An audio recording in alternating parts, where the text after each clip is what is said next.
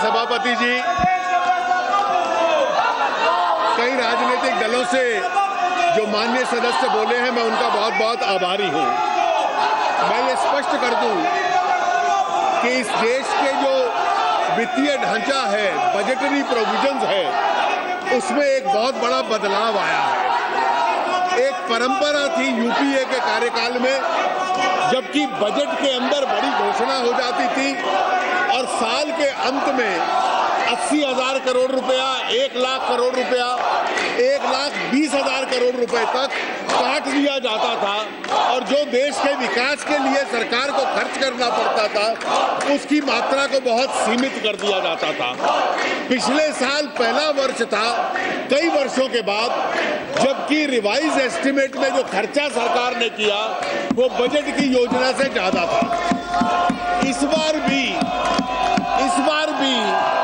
Budget में ये कहा गया था कि प्लान्ड एक्सपेंडिचर 5.5 लाख करोड़ होगा, लेकिन पहली और दूसरी सप्लीमेंट्री के बाद उसको 5,95,000 करोड़ ऑलरेडी कर दिया है।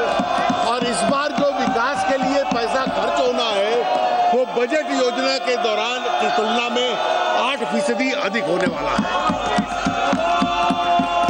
अध्यक्ष जी, याद रहे कि जब 2-2.5 वर्ष पहले ये कांग्रेस और यूपीए की सरकार थी, तो पूरे विश्व में माना जाता था कि भारत दुनिया की उन 5 कमजोर अर्थव्यवस्थाओं में है जो कभी भी लुढ़क सकती हैं।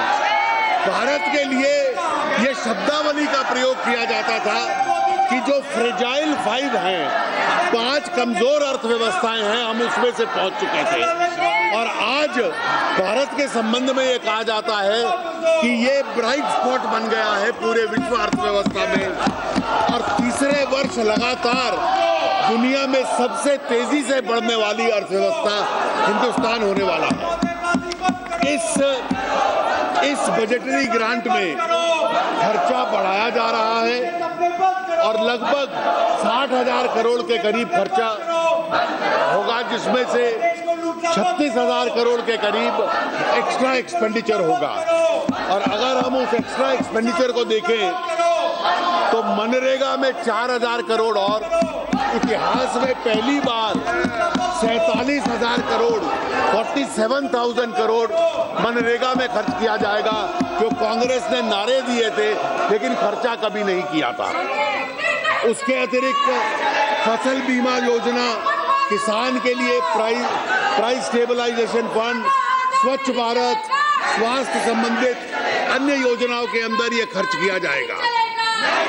जहां तक मैं काले धन का सवाल कह दूं, कांग्रेस को 2004 से 2014 तक शासन में रहने का अवसर मिला था। मैं आज उनको चुनौती देता हूं कि 10 साल के शासन में एक कदम वो गिना दे जो काले धन के खिलाफ उनकी सरकार ने लिया।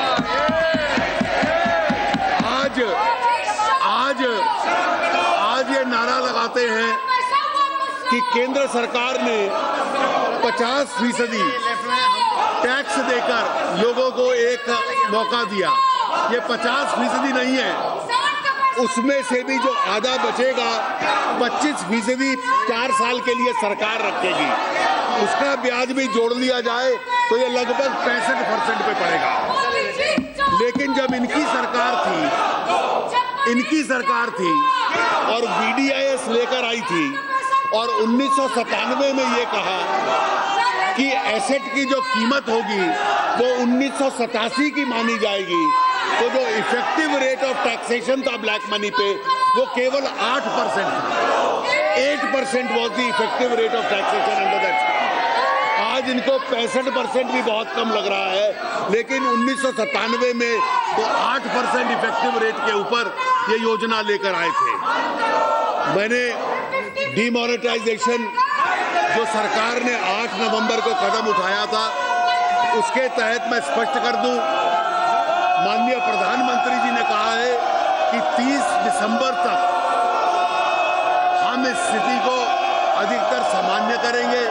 जो लोगों को तकलीफ है उसको दूर करने का प्रयास करेंगे। हर रोज रिजर्व बैंक ऑफ इंडिया एक मात्रा में करेंसी बाजार में डालता है, बैंकिंग व्यवस्था के माध्यम से डालता है और एक प्रयास है कि अधिक से अधिक अर्थव्यवस्था लेस कैश हो और उसके साथ साथ डिजिटलाइज हो। इसका प्रयास भी बड़े पैमाने पर चल रहा है। इन्हीं शब्दों के साथ मैं माननीय सदस्यों से कहूंगा कि इन सप्लीमेंट्री ग्रांट्स को पारित किया जाए।